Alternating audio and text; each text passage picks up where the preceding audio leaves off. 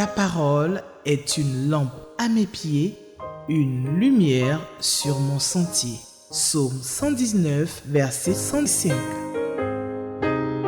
La méditation.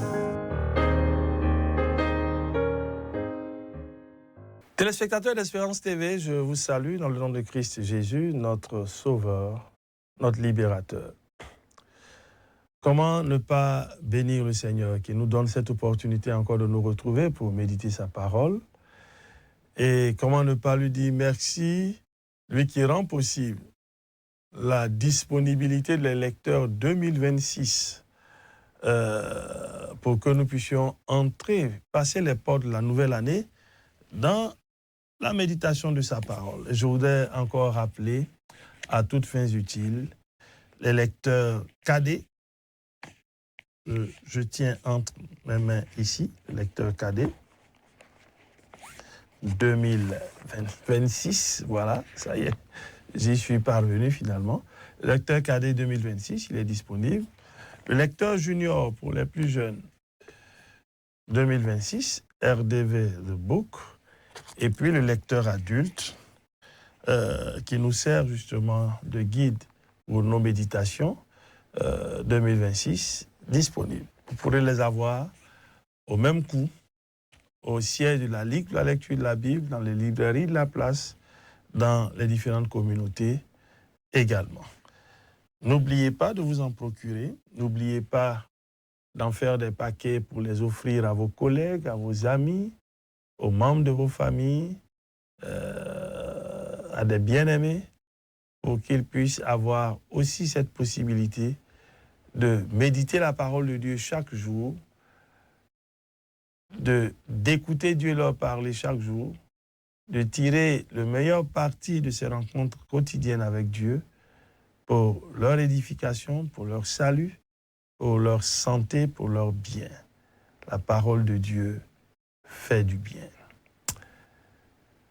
Pour la méditation de ce jour, mardi 9 décembre 2025, le texte que le lecteur de la Bible nous propose, c'est le texte de Jérémie, dans le livre de Jérémie, le chapitre 17, versets 1 à 14. Jérémie chapitre 17, versets 1 à 14, c'est le texte de la méditation du mardi 9 décembre 2025.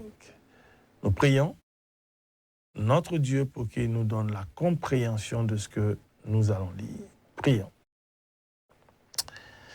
Tu es pour nous un Père et chaque jour tu nous parles.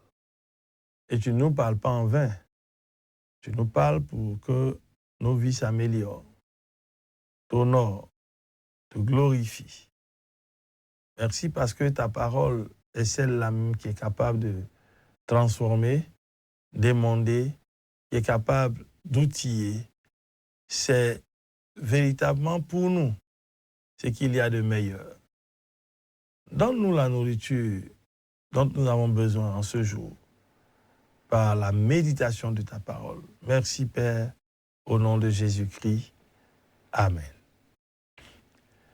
Jérémie chapitre 17, versets 1 à 14, c'est le texte de la méditation du mardi 9 décembre 2025. Nous allons faire la lecture de ce texte. Le péché de Juda est écrit avec un burin de fer. Il est gravé sur la tablette de leur cœur avec la pointe de diamant et sur les cornes au coin de leurs autels. Autant que leurs fils, ils s'occupent de leurs autels et de leurs pieux sacrés, voués à Akhéra, près de chaque arbre vert, sur les hautes collines. Et les montagnes dans la campagne. Mais je livrerai au pillage vos biens, tous vos trésors, ainsi que vos hauts lieux, à cause des péchés que vous avez commis dans tout votre pays. Tu te dessaisiras du patrimoine que je t'ai donné, et de vos ennemis, je vous rendrai esclaves dans un pays qui vous est inconnu. Car vous avez attisé le feu de ma colère, il sera embrasé à tout jamais. Verset 5. Voici ce que déclare l'Éternel. Maudit soit l'homme qui compte sur des hommes et qui fait des moyens humains la source de sa force, mais qui détourne son cœur de l'Éternel. Il est comme un buisson dans le désert, et il ne verra pas arriver le bonheur. Il aura pour demeure un aride désert, une terre salée où n'habite personne. Béni soit l'homme qui se confie en l'Éternel et place sa confiance en l'Éternel. Il sera comme un arbre planté près d'un courant d'eau, qui étend ses racines vers le ruisseau. Il ne redoute rien lorsque vient la chaleur. Ses feuilles restent vertes, il ne s'inquiète pas pendant l'année de sécheresse et il ne cesse pas de produire du fruit. Verset 9. Le cœur est tortueux, plus que toute autre chose, et il est incurable. Qui pourrait le connaître? Moi, l'Éternel, moi, je sonde les cœurs, je scrute le tréfonds de l'être pour donner à chacun ce qui lui auront valu sa conduite et les effets de ses agissements. Semblable à la perdrix qui a couvé des œufs qu'elle n'a pas pondus, est l'homme qui amasse des richesses acquises injustement. Au milieu de sa vie, sa fortune le quitte et il montre finalement qu'il est un insensé. Verset 12. Il est un trône glorieux, élevé dès les origines. C'est là qu'est notre sanctuaire. Ô Éternel, toi l'espoir d'Israël, tous ceux qui t'abandonnent seront couverts de honte. Oui, ceux qui se détournent de moi vont à leur perte, parce qu'ils ont abandonné la source des eaux vives qu'est l'Éternel. Verset 14. Guéris-moi, Éternel, et je serai guéri. Oui, sauve-moi, et je serai sauvé, car c'est toi que je loue. Amen. Jérémie chapitre 17, versets 1 à 14, c'est le texte de la méditation du mardi 9 décembre 2025. L'auteur nous montre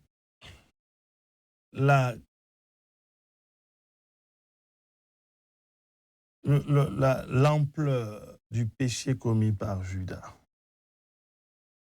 Au point où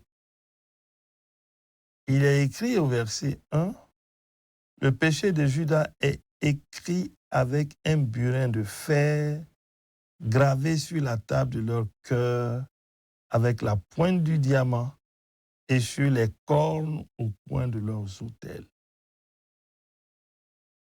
On réalise clairement que Judas a touché le fond.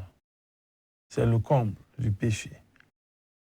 Oui, Judas a touché le fond. Il s'est vautré dans le péché et son péché est tel que la marque est presque indélébile dans la vie du peuple et dans Judas. Leurs enfants s'occupent des autels, des pieux sacrés qui sont voués à Achéra. Et je voudrais nous rappeler à tous qu'Achéra était une idole païenne. Donc, dédier des pieux à Achéra montre à quel point ils se sont détournés de Dieu.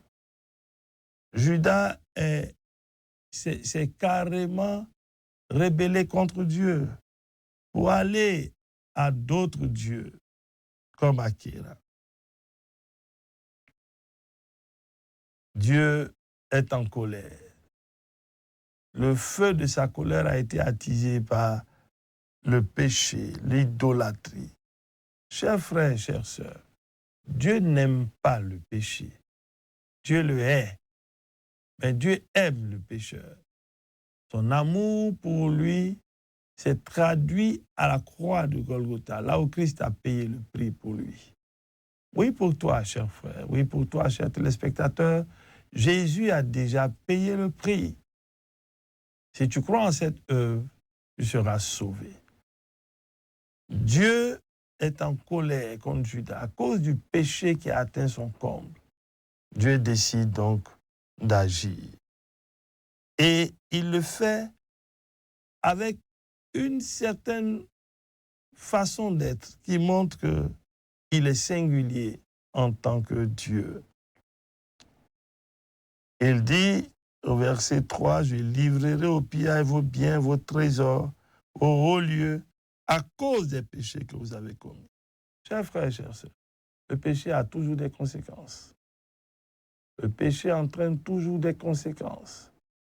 N'es-tu pas en train de payer les conséquences de ce que tu as posé comme acte? Le peuple de Juda s'est détourné de Dieu et Dieu a été irrité, comme il l'a dit, sa colère a été attisée et les conséquences sont désastreuses. Dieu dit qu'il dessaisira Juda de son patrimoine. Il les rendra esclaves de leurs ennemis. Ils iront dans un pays, donc en exil, inconnu, un pays inconnu, parce qu'ils ont attisé le feu de sa colère. Et ce feu sera embrasé à tout jamais. Chers téléspectateurs, chers amis, chers frères et chères sœurs, n'avons-nous pas attisé le feu de la colère de Dieu dans notre relation avec Dieu, dans notre marche avec Dieu, dans notre vie de tous les jours, dans notre maison, dans notre foyer, dans notre travail? N'avons-nous pas attisé le feu de la colère de Dieu? Ce qui nous arrive n'est-il pas la conséquence, n'est-ce pas la conséquence de ces mauvais choix que nous avons opérés, de ces idoles que nous adorons, de ces idoles qui ont pris la place de notre Dieu dans notre cœur, dans nos vies? Judas paye, cache sa désobéissance. C'est pour cela que Dieu avertit. Et cet avertissement, il est solennel. Cet avertissement, il est pour chacun de nous. Le verset 5 de Jérémie 17, qui devrait être un verset, l'un des deux versets importants à retenir, il dit ceci: « Maudit soit l'homme qui compte sur des hommes et qui fait des moyens humains la source de sa force, et qui se détourne ou qui détourne son cœur de l'Éternel. Maudit soit l'homme qui se confie en l'homme. Maudit soit l'homme qui fait des moyens humains la source de sa force et qui détourne son cœur de l'Éternel. » Chers frères, chères sœurs, notre Dieu est le créateur de tout. C'est lui qui a créé l'homme. S'il y a donc quelqu'un qui est digne de confiance, c'est Dieu. Il n'est pas faillible. Il est infaillible. Sur qui comptes-tu? En qui as-tu mis ta confiance? Quelle est la source de ta force? Si c'est l'homme, alors tu n'iras pas loin. Parce que tu auras détourné ton cœur de Dieu. Et Dieu rappelle que celui qui a une telle attitude est semblable à un buisson dans le désert qui ne verra pas arriver le bonheur. Ce qui t'arrive, n'est-ce pas la conséquence de ce que tu as mis ta confiance en l'homme, de ce que tu ne fais confiance qu'en l'homme, de ce que la source de ta force, c'est le moyen humain? Où cela t'a-t-il amené? À quel stade? Dieu veut nous rappeler en ce jour qu'il peut nous amener plus loin, qu'il peut défendre notre cause. Il peut nous sortir des situations les plus compliquées, les plus difficiles, pourvu que nos cœurs s'attachent à lui. Et Dieu rappelle, autant celui qui se confie en l'homme est maudit, autant celui qui se confie en l'Éternel est béni, celui qui place sa confiance en l'Éternel. C'est le deuxième verset clé de notre texte. Béni soit celui qui se confie en l'Éternel et place sa confiance en l'Éternel. Celui qui se confie en l'homme, qui place sa confiance en l'homme, qui se détourne de Dieu, il est maudit. Il est semblable, la Bible dit, à un buisson dans le désert et il ne verra pas arriver le bonheur. Au contraire, il restera dans cette situation désertique, calamiteuse, dévalorisante, méprisante même des fois. Mais celui qui se confie en l'Éternel, il est béni. Et la comparaison est toute faite. Il est comme un arbre planté près d'un courant d'eau qui étend ses racines vers le ruisseau. Il ne redoute rien lorsque vient la chaleur, parce que son feuillage reste vert et au-dessus de ce feuillage, sous ce feuillage, on a de l'ombre. On peut y reposer. Il ne s'inquiète pas de l'année de sécheresse, il ne cesse de produire des fruits. Celui qui se confie en l'Éternel est productif. Celui qui se confie en l'Éternel produit des fruits. Celui qui met sa confiance en l'Éternel ne redoute pas le temps, ne redoute pas les saisons, parce qu'il est en lieu sûr. Il s'appuie sur le roc. Chers frères, chères sœurs, chers amis, chers téléspectateurs, fais un examen, une évaluation, une auto-évaluation et regarde. Es-tu serein? Le calme est-il ton partage? Ne crains-tu pas le lendemain, même la nuit? Celui qui se confie à l'Éternel, il ne craint rien. Parce qu'il a l'Éternel comme son bouclier, comme sa forteresse, comme son abri sûr. Il a l'Éternel comme son refuge, comme sa haute retraite. Oui, il a le nom de l'Éternel qui constitue pour lui une tour forte. C'est pour cela que Dieu rappelle à Jérémie que celui qui se confie en l'Éternel, il sera productif, il produira des fruits. Chers frères, chères sœurs, confions-nous en l'Éternel. Parce que le cœur de l'homme, et Dieu le dit encore à Jérémie, il est tortueux par-dessus tout. Qui peut le connaître? Oui, notre Dieu connaît ton cœur. Notre Dieu sonde les cœurs. Notre Dieu connaît nos pensées. Notre Dieu scrute le tréfonds de notre être. Notre Dieu est celui qui, en le faisant, donne à chacun ce qui lui auront valu sa conduite. Chers frères, chères sœurs, ce que tu fais va produire des résultats. Tu auras la récompense de ce que tu fais. La récompense de ta conduite. Dieu te la rendra. C'est pour cela qu'il faut te confier en l'Éternel. Sinon, ce que tu auras fait de mauvais, Dieu te le rendra et tu porteras les conséquences. En clair, le désir de Dieu, c'est que nous puissions œuvrer en étant convaincus que c'est en lui seul que nous devons placer notre confiance. Les biens mal acquis ne profitent pas. Et la prière que Dieu veut pour toi et pour moi, c'est que tu t'abandonnes entièrement, ou que nous nous abandonnions entièrement entre ses mains. Que notre vie soit calqués sur le modèle de Christ et que nous nous détournions des voies qui ne sont pas celles de Dieu. Faisons du verset 14 une prière sincère à Dieu. Si tant est que nous réalisons que nous sommes malades de notre désobéissance, malades de nos déviations, disons au Seigneur, guéris-moi, sauve-moi. C'est toi que je loue. Dieu veut te guérir. Dieu va te guérir. Dieu veut te sauver. Dieu va te sauver.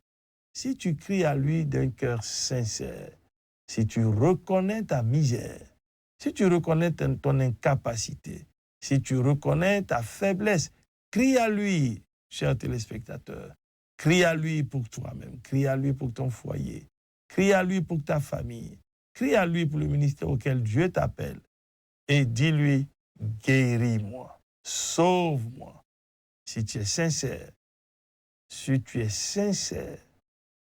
Dieu te guérira, Dieu te sauvera et tu le loueras. Sors de tout ce qui est péché et regarde, l'exemple de Judas n'est pas un exemple à suivre. Reviens à l'Éternel. Mets ta confiance en lui. Il agira certainement pour toi. C'est pour cela qu'il te parle encore aujourd'hui. Oui, crie à lui et il te répondra certainement. Qu'allons-nous retenir pour notre prière? Allons demander pardon à Dieu pour tout ce qui nous n'honorent pas, des choses qui prennent la place. Nous avons certainement, pas de doute, attisé sa colère. Demandons-lui pardon.